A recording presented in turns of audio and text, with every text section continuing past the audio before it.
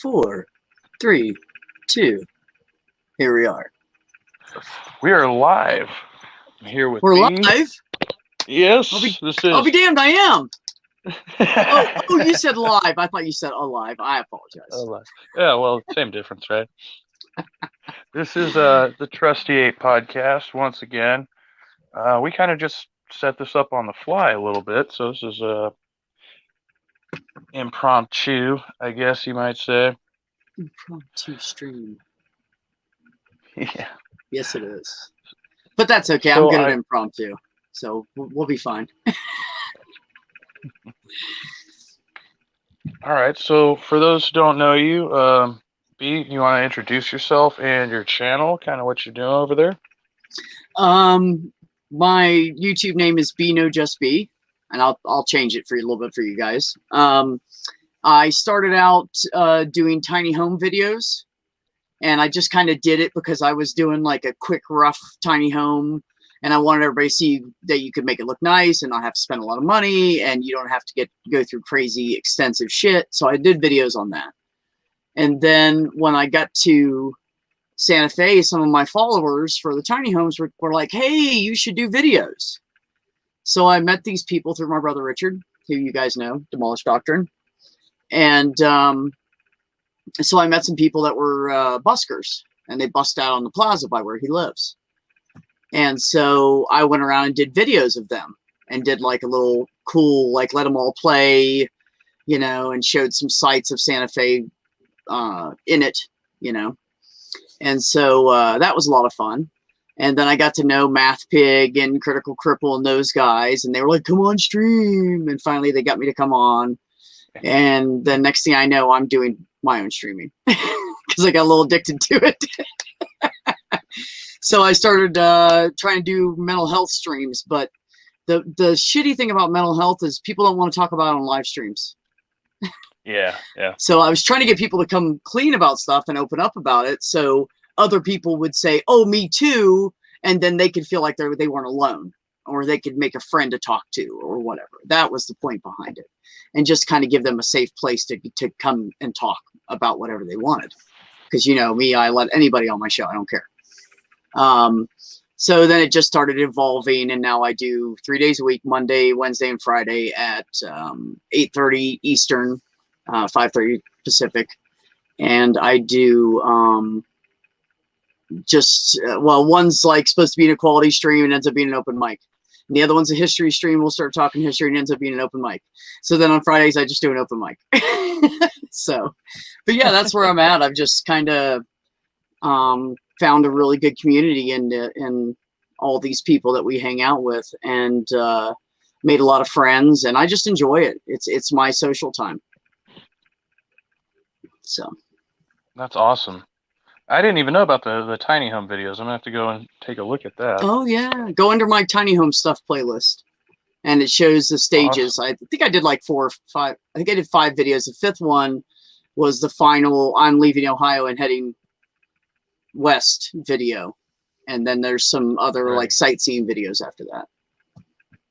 Oh, nice. Yeah, I've been wanting to get into a tiny home myself. That's kind of my dream goal here, but I want some property, which is going to be pretty difficult because I'm in California, you know. So well, then you just need to come over here to New Mexico, because there's property everywhere for sale that's empty, and all you have to do, I mean, you've got to have some money because you need to run the electric and stuff, so you need to come with like 30 grand to run it in from the city. But but the properties are cheap, and they're everywhere out here. Because I'm not in Santa Fe. I'm outside Santa Fe in a country-ish area. So there's lots of properties and stuff for sale. It's pretty amazing. The only thing holding me back from relocating right now is my kids. I'm gonna wait till they're grown. But I've been looking around. Yeah, I can dig it, man. You know, my son was 28. Is that right? Yes, 28 when I left Ohio, and it was hard for me. You know, I was like, come with me. No, I don't want to go. I'm chasing these 3 women. Literally, I'm chasing these 3 women right now. I don't want to go.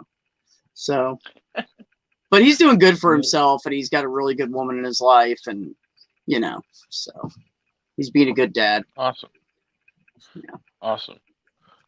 yeah, good All shit. right. So that's interesting. I didn't know you had kids. So Hmm. we get into that. Let's talk a little bit about sexuality, I guess here. Sure. Because you present yourself a little differently than so how do you identify? Um, I've always identified as a lesbian because it was the easiest way to describe me back then. So I still do. Okay. But I'm kind of like if you got a scale 1 to 100, I'm like 60% guy, maybe 70% guy, and 30 to 40 female. I have my female side. I'm kind and gentle and all that good shit. And nurturing and stuff like women are. But the rest of me, I'll drive down the street and stare at asses of joggers. So I'm kind of a guy. Yeah. I can go to a pool room and shoot pool with the guys and bullshit and talk crap about women, and then I can go with the women to lunch, and I feel slightly uncomfortable, but I can still fit in. So yeah, I've never been girly. I've always been a tomboy, and I've never viewed myself really as female, I guess, except for physically. So. And growing up around a Yeah, bunch of that's really boys interesting. probably didn't help any. Yeah. So Yeah, no, you remind me of someone I once knew who was similar. She was a lesbian. She identified as a woman, but she would always say, I've got I'm more of a man than you, or something to that effect. I make jokes like that Whenever. all the time. Yeah. Yeah. I got more testosterone in my pinky, buddy. Right.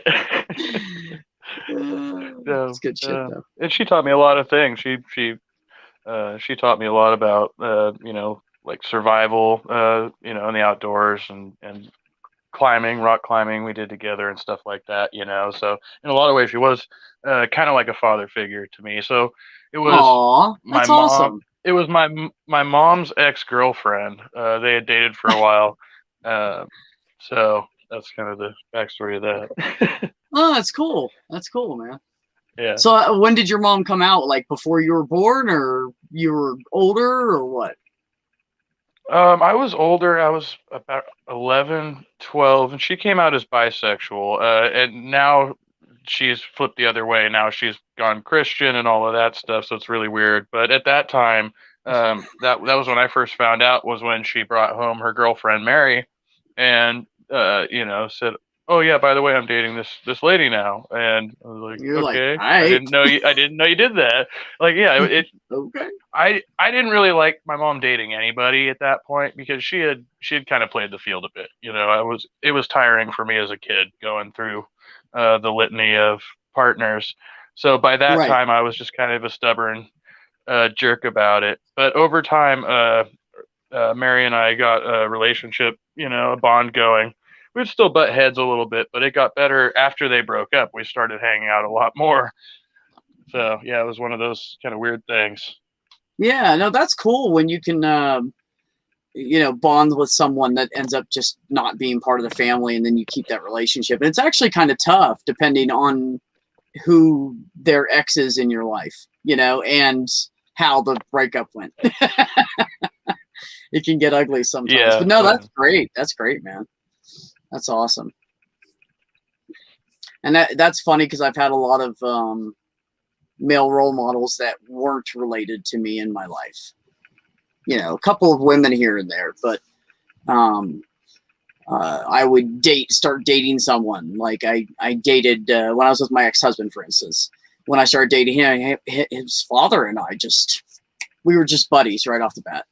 We had common interests, and he was sarcastic and a smart aleck, and you know me. I fell right in with that. So Right. yeah, so we became really good buddies. And when I left John, I went over to talk to him because I felt like he deserved it. I respected him. And I knew every Saturday, during this part of the year that he was going to be mowing his lawn. So I pulled up in my pickup and parked in front of the house. And he looked up at me and went like this, like one. Sorry, my cat keeps bumping the camera. So he did this like 1 minute thing, and he finished mowing those couple of rows, and I just kind of stood there and I smoked a cigarette. You know, I was a little nervous. And he goes to put the lawnmower away, and he starts wiping it off, and I kind of slowly walk up the driveway towards him. He's like, come on. So he goes inside and he makes himself a drink. He's like, you want one? I said, yes, sir. And we sat down and started talking. It turned out that my ex-husband's cousin was in town, and she came out and sat down and talked to me too. And it was nice because I just wanted them to know that it's not that I didn't love anybody. I just couldn't not be myself anymore. It was killing me. And I was starting to be mean to John because you take it out on the person closest to you, you know? That's what we do with our problems. So I knew it was time I had to do something. I was just angry all the time. So, yeah. Okay. So I guess I'm going to, that leads into a lot of questions for me. But where I was going to go, how long were you married, first of all? I'll ask that. I was only married to him for 3 years, but we were together for almost 8.5 years. And so we got together when I was 23, and right before I turned 23, and I left him right after I turned 31. So the month I turned 31, I was like, what am I? I'm 30 years old right now. I'm about to be 31 years old. What am I doing? So I went, you know, I had to, and it crushed him and hurt him. And he tried to pop a bunch of pills. Like, he was madly in love with me. And honestly, out of all the people I've been with, he treated me better than anybody. He was the longest relationship I ever had, and he treated me better, and he kind of betrayed me a little bit towards the end, but it was something stupid. It just kind of hurt my feelings because we were inseparable. We did everything together. When he would hang out with his guy friends and all the wives would get together at one of their houses, I'd go with the guys. And so we were just a big group of friends, and I felt like I was included, and then I found out later I was not totally included. So we had all started up a band, and they wanted me out of the band because I wasn't good enough. And they kind of like stabbed me in the back instead of all of them just coming to me. Like, I look back now and I think maybe they were afraid of me. They were afraid to come and say, we don't want you in the band anymore. You know, like, you're playing in my house. That's where the band congregated. And now I'm not allowed to be in it at all. Not even to fuck around and play. All right. Yeah. So I was a little bitter about that. And, but it was just time, you know, really. He didn't do, besides that, he never did anything wrong. I mean, I caught him with porn one time and made him throw it out, you know. But out of 8.5 years, those were the two. We had two big fights, and there was those two things. And besides that, he was amazing. You know, he was kind and giving and hardworking and, you know, reliable and trustworthy. And he was everything you'd want, except he just had the wrong body parts for me. And there was nothing I could do about that, you know. So. Right. Wow. I missed a little bit there, but I think I got most of what you were saying. Sorry, I've been shifting around my location. Oh, you're fine. Wow, that's pretty.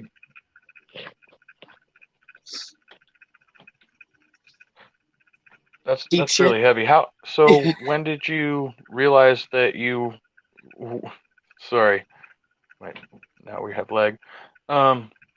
When did you realize that you had a different sexual preference, or did you always know you were kind of trying to deny it, or?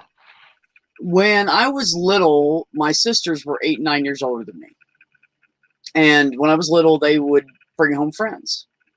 And my sister Susan always had like these beautiful friends she brought over. And I remember staring at them in awe. You know, like a cute little girl in a dress would stare at a man like, wow, you know what I mean? And they would like pick me up and put me on their lap. And I was like, hey, you know, like, I just stare at them like, you're so pretty, you know?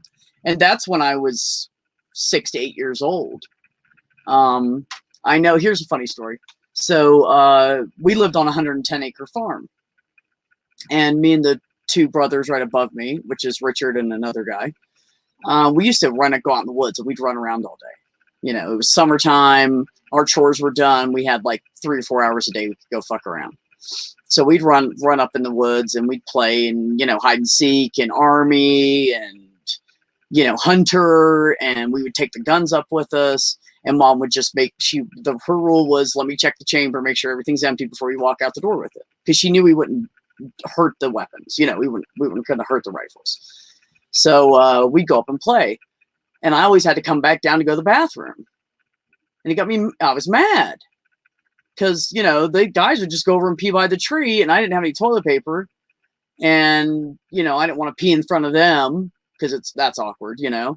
So I'd go all the way down the hill and go into the house, come back out. And I did this one summer. I was 5 years old, and I kept up and down the hill, in and out of the house, you know. And finally, after I came down like the 3rd or 4th time that day, I said to mom, I'm mad. And she said, I said it just like this, I'm mad. And she was like, why are you mad? And I put my fist down by my side and I said, I should have a penis. 5 years old. And I didn't even know that story until I was like 20 something. Yep.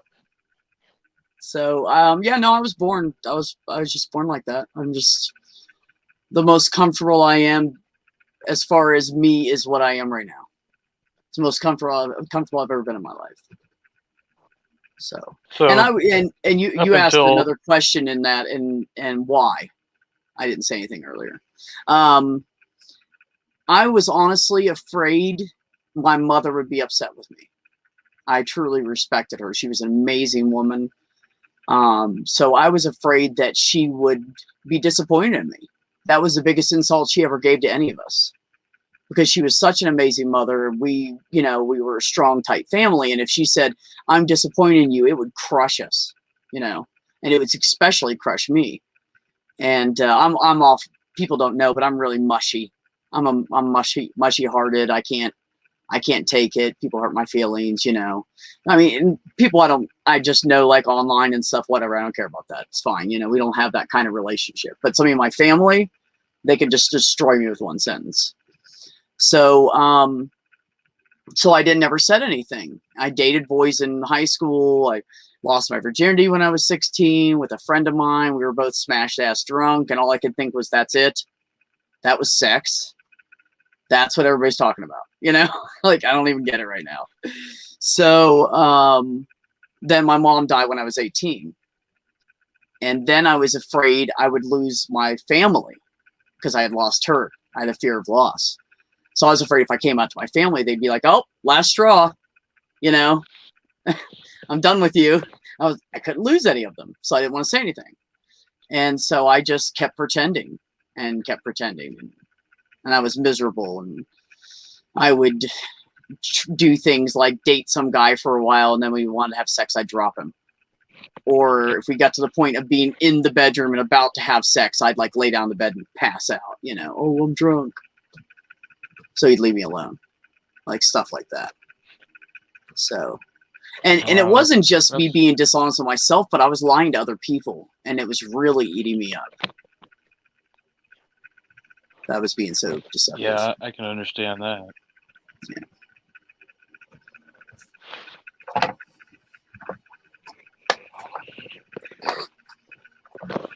And I can't remember if you asked something else or not. I think that was it. I had you, then I lost you again. What's that?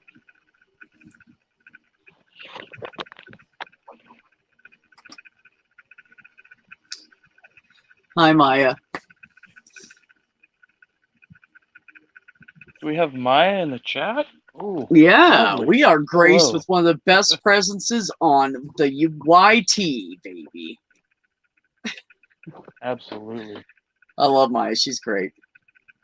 She's smart, and she's adamant, and she knows what she knows, and she knows how she feels, and she knows who she is, and she's also very sarcastic, so it makes it great.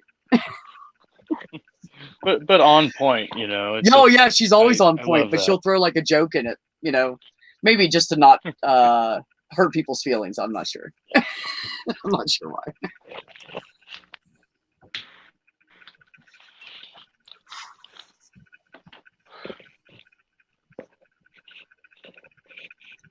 Damn, my connection's too spotty though. It's really disappointing me. Oh, are you lagging? No, the connection. Yeah. It's true, Maya. I don't lie. I quit lying years ago. And if you would have been here 10 minutes earlier, you would have known that I quit lying at about the time I was 31.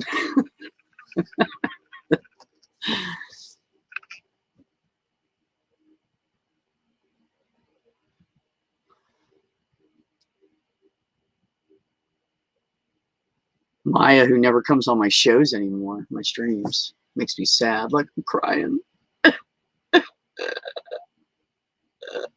Something Hold on, I'm trying to make a streak for the I'm tier. Gonna jump out and back in. Hopefully this works. Okay. I can take it. I'll handle the chat while you're gone. All right. So this has become the B show. Yeah, you know, Maya, it's true. And you're not only have to, liars not only have to keep up with everything, and most people are bad at it. So they end up changing shit they've said because they don't remember how they originally said it, or they came up with a better idea how it would sound. So, yeah, I have a brother like that. My brother right above Richard is like that. Every time he tells a story, it changes. And it gets bigger and more amazing about our childhood. And we're all standing there going, nah, dude, that's not how it happened. We were there. Oh, no, you're misremembering. Yeah, all 5 of us are misremembering. You're right. It's pretty funny. Aw, thanks, Maya. I know you are, Maya, and I love it when you're in the chat, too, because you straighten those fuckers out. You keep them in line for me.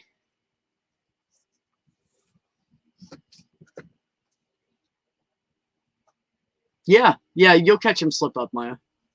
And there's this telltale signs like looking away or rubbing their nose while they're thinking about what to say or checking their phone, something like that.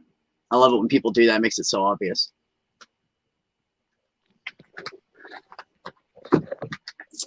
It is true. Are we better now, Kevin? Yeah. Sweet. Sweet.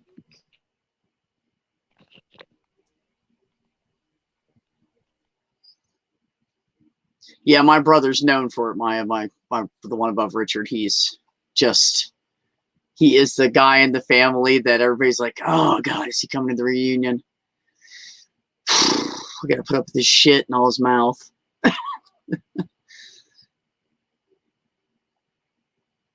Yeah, well, Maya, some people feel some kind of way about me sometimes too, because I don't know. I just tell them to shut the fuck up when they need to hear it. Life's too short to be bullshitting. I personally, I want to be called out if I'm incorrect. I want to be corrected. I just don't want to, just don't. Well, insult I meant for me, like when they're being unnecessarily. assholes to each other, being disrespectful. Yeah, that's what I meant. Yeah. Yeah, I don't have time. But no, I've never seen Maya do that. As far as that goes, so. Oh no, Maya's always cool about it. She doesn't. She's not a dick about it. She just tells them the way it is. So I respect that. She's just upfront and honest about it. And then what's funny is most of the time when she says something, everybody will go, "Oh yeah, Maya's right." So I love it. I'm like, yes, she is. I don't even argue with her. If it's something she knows about and she has something to say, she's probably right or she won't say it. So yeah, it's true. So anywho, Kevin, y'all good? No, it's going back and forth. Well, that sucks. I don't know if it's the damn weather or something. Oh, wait. There we go. It's the camera. No.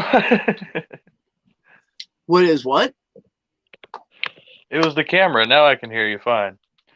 I don't know. Oh. Something on my end. It always lags out with the cameras. Oh. What, Maya? You cussed out Amy Newman's whole chat about a week ago. In fairness, they were trying to apologize for a racist. I regret nothing. And you shouldn't. Good for you. Good for you. Yeah. People are ridiculous I'm sometimes. so like, I don't care for the racists. Like, I've tried to do the anti-racist thing, and then you're like, you can't do that because X reason, and I was like, okay. But then I was trying to separate, like, okay, who's like the real, like the legit white supremacist from just this ignorant redneck who doesn't know what the fuck he's talking about, you know? Because there's definitely a difference, right? Bro, And yeah, apparently absolutely. that made me an apologist for racist, because I was just saying, well, this guy is just an idiot. You know what I mean? That's different than this educated guy who's really trying to push some sophisticated argument for eugenics or Yeah, something. yeah. You have You know? the common racist, and then you have the guy that's smart enough to really fucking be a dick and sway people in a bad direction. Yeah. Right. Yeah. So yeah, I mean, I've been called a racist by people, so I tread that line lightly, but I don't want to, let it shut me up. I think it's ridiculous because I've never seen you. I've been in so many chats and stuff with you, and I've never even seen you lean in that direction with your comments. So I can't imagine how anybody would think that. And I've talked to you how many times on lives, and you've never said anything. Yeah, even remotely close to that. So, I think some people are just overly dramatic, and they are quick to jump instead of sitting back and thinking, what is this person saying? They're quick to jump to racist, And I feel like in every genre, culture, that happens, Yeah, absolutely. Some people are more sensitive to it than others, and some people jump quick and yes. That's a yes, great absolutely, point, Maya. Maya. Absolutely. See, here she goes.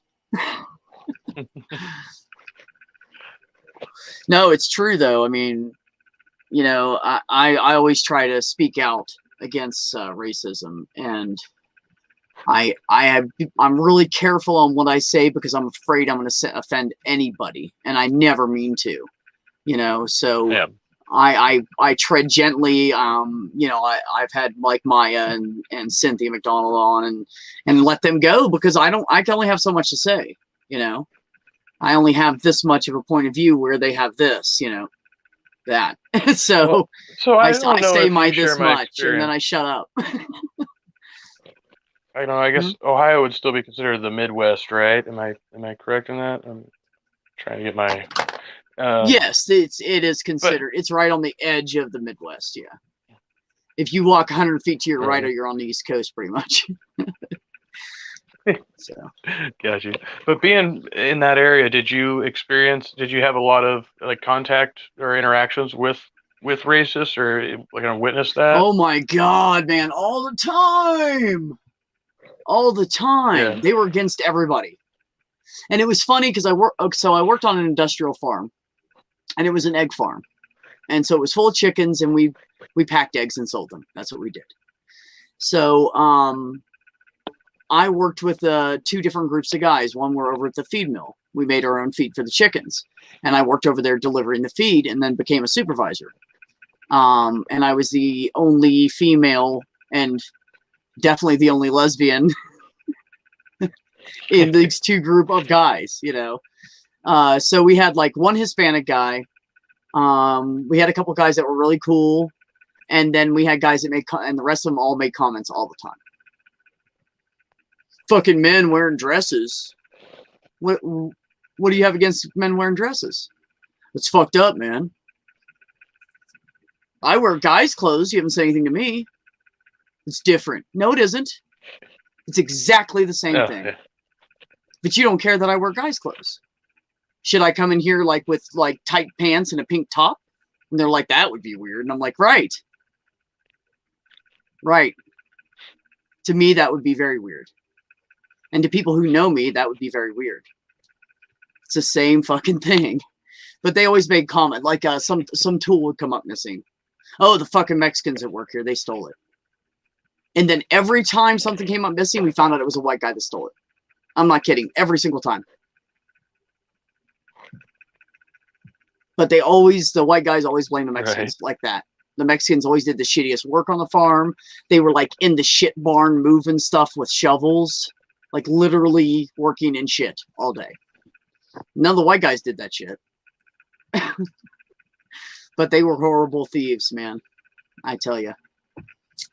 Yeah. No, I dealt with a lot of racism, and I dealt with a lot of homophobia, and I dealt with a lot of prejudice in general. Now, if you go into the big cities in Ohio, it's not like that. Certain areas, you'll get like, mostly black neighborhood or mostly white neighborhood and the poor neighborhoods, and you might get a little bit of that shit, but it's not like that. But you get away from the big cities out in the country, and it's everywhere in Ohio. That's one of the reasons I left. I couldn't do it anymore. Totally understandable. I mean, that's one of my fears about leaving California as well, because I know I'm pretty well insulated here from a lot of that, although we do get a pretty significant amount, more than you'd think, especially the farther north you go. I have had white supremacist groups try to recruit me, and I have this, apparently the way I look, like I'm a light-haired, blue-eyed white guy, and I'm very fair. Cis-het white dude. Just feel comfortable coming up and talking to me, like, "Hey, brother," and I'm not your brother, man. Yeah, trust me, we are not related, not in any way, shape, or form. Yeah, but where I live now is amazing. It's so not like that. Here, if you say something racist, people will turn around and say shit to you, and they're not afraid to, because they don't do that here. I live in an artist / touristy / highly Hispanic area, and people that don't want to live around Hispanics just don't live here, and there's not a lot of black people here. It's the first place I've ever lived that there was not a lot of POCs, really. I've seen handfuls here and there, and I knew a couple of guys. When I worked at CVS, there was 2 guys that came in, and they were both 6'2" and 6'4", or no, 6'1", 6'4", I think. And they were like, had that nice, dark, pretty ass skin, and they were gay men, so they lotioned every night and shit, and they were just the coolest fucking guys, man. They were just the coolest 2 dudes, and I wish I would have got their phone numbers before I left CVS, because now I have no way to find them, so that kind of sucks. But and then I worked when I was working for CVS, I ended up doing COVID testing on the Netflix movie set, and met a lot of famous black actors, and the only guy that was a dickhead there was a comedian, and I didn't really know him. I'd heard of him like once, and he was the only one that was an asshole, the comedian, and everybody else was cool and didn't want extra special treatment. And like one guy started kind of, at first he was kind of like, until he got to know us a little bit, and he started joking around with us, and we started doing elbow bumps, hey, what's up, man, and they were just really good people, man. And I've heard so many horror stories of people working on movie sets, and dealing with the typical white actor who's a fucking pompous ass. And I thought I was going to walk into that, and it was exactly the opposite. And I'm so glad they proved me wrong, and it was a great time. We had lunch, we'd sit down and have lunch with some of them, and it was amazing, man. I had a great time there. Yeah, that Hollywood stereotype is did you guys see that? Pretty bad. I mean, it's a really mixed bag. Yeah, I did, and I was actually taking off my boots. I didn't see what was going on there.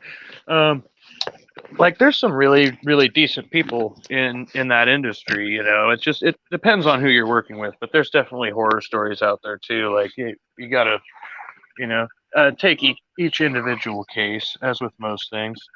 Right. Yeah.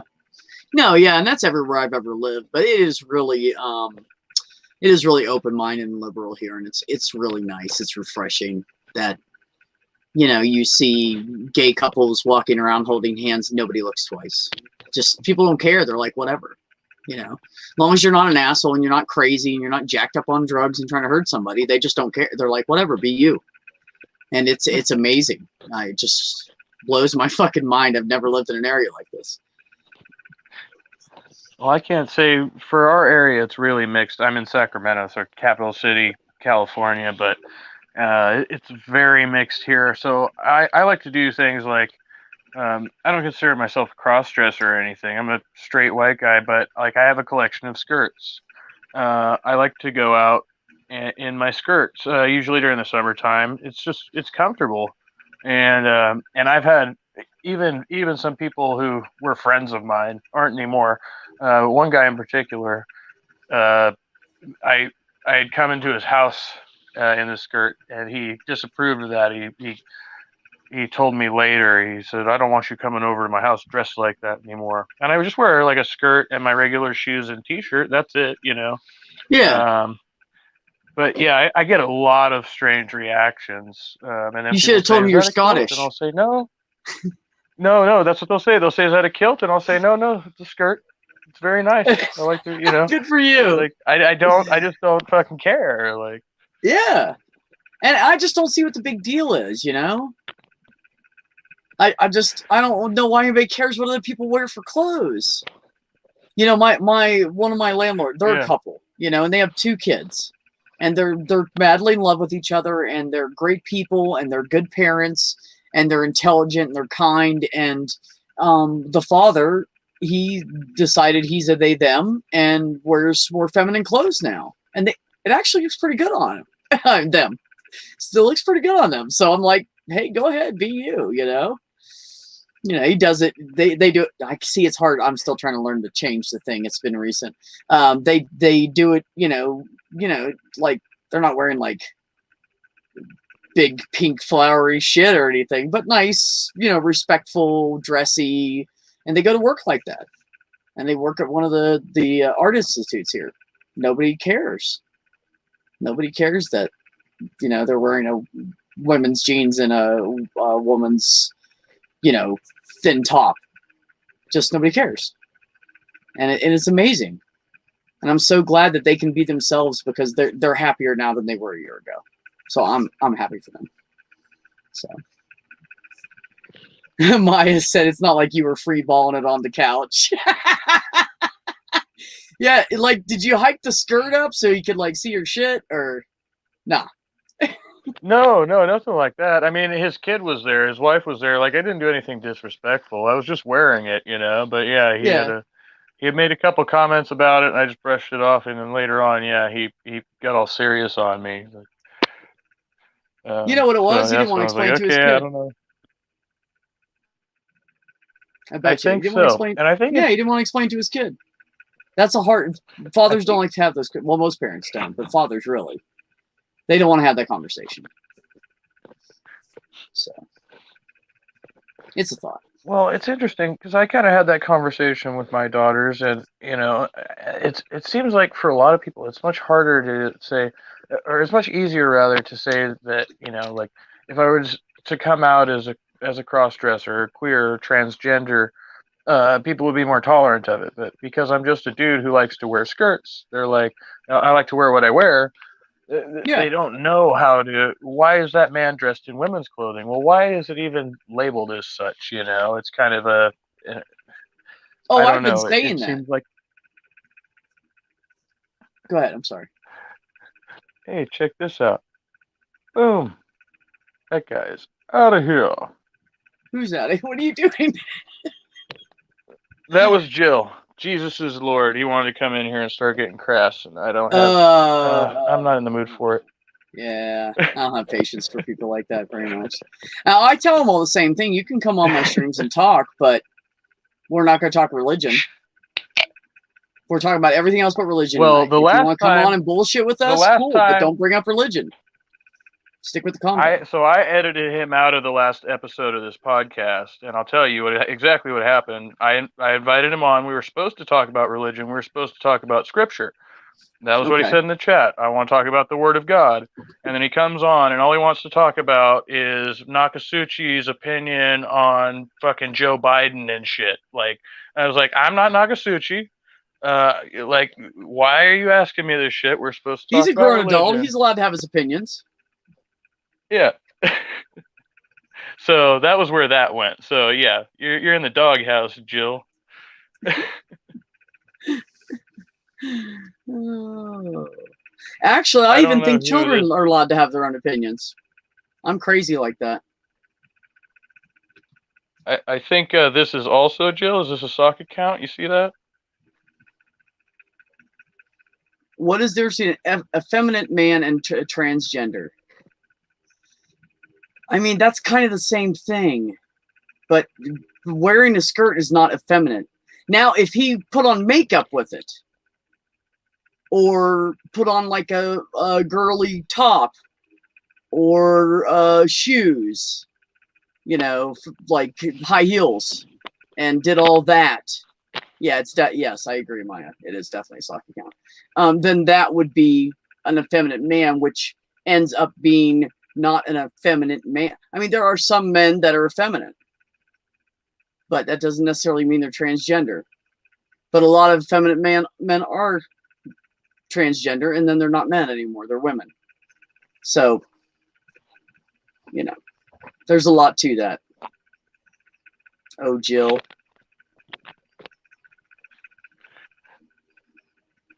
Oh man. You know what's funny, Maya? I Jill has talked to me in a couple of chats and has no idea that I'm a woman. So how's that for you? I got his ass. I've talked to him, I don't even know how many times in chats. And he doesn't know. cancel culture now. Oh my god, how Which many I think sock is accounts does this hilarious fucking because guy he's have? so against talking to women. So I would tell people after the show, hey dude, you see I got Jill to talk to me in the chat. You know he doesn't talk to women, right? And they were like, oh, did you? That's great. I just think it's stupid. I don't see the point of not talking to the opposite gender. I mean, that makes you look gay if you only want to talk to men. Just saying. People in timeout. And I can say that because I'm gay. Oh, you think so? I can put whatever I want in timeout. This is not a popularity contest. They're coming at me all over now. Anyway. It's not my fault, damn it. Otangela's the only one that usually haunts my chats. No, this is from the past stream. Apparently these guys decided I was a good troll target because I let Darth in here and let him run his mouth for a while, so that's all it is. I don't care. Hey, you know, but I tell you, Darth will give you a good dumpster fire if you want it. Oh, yeah, I know. Yeah, Dems are full of shit, for sure. When I'm ready to debate, I'll come talk to you. This is not a debate, so...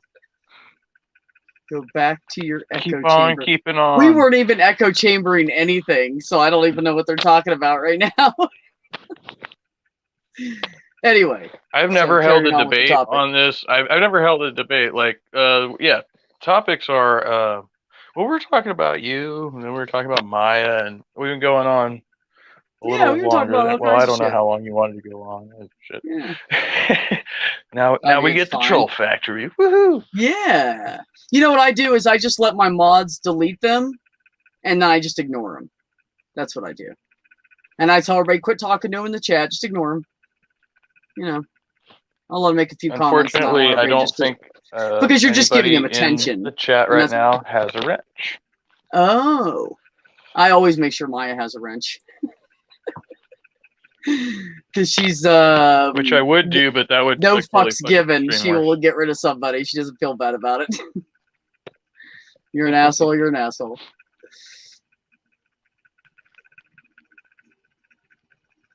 Yeah, I'll give her one, but I'd have to leave the stream for a minute to do that.